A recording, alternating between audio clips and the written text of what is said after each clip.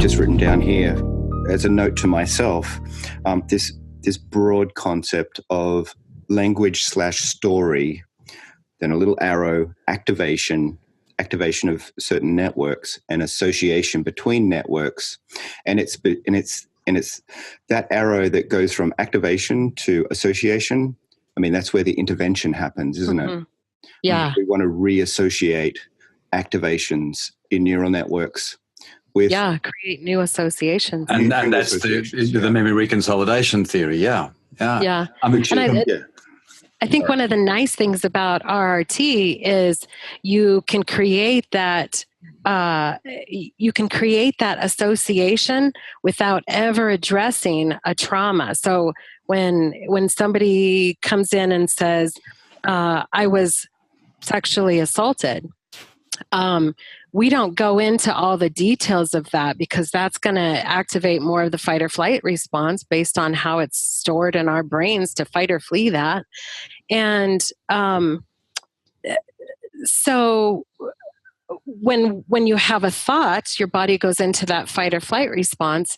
But a really cool way of getting a client to create that association is that you might say, and John Connolly, this is something he taught us, the developer of RRT. He says, if I ask you to tell me about putting your shoes on today, you can remember that. And I'll explain to them it's stored in your hippocampus. It's your short-term memory and it hasn't been discharged into your long-term memory yet because you haven't slept. But if I ask you to tell me about putting your shoes on yesterday, all of a sudden you draw a blank because there's no emotion attached to that unless you fell and hit your head and, then you might remember it.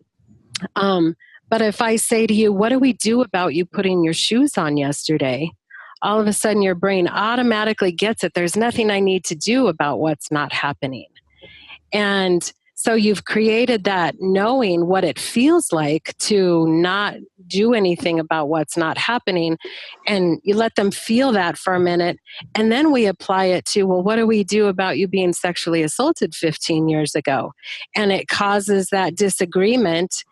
Oh, wait, that's not happening either. It's not any more than me putting my shoes on yesterday. So you can create those new emotional awarenesses without re-traumatizing a client. You create the disagreement before you even add that to it.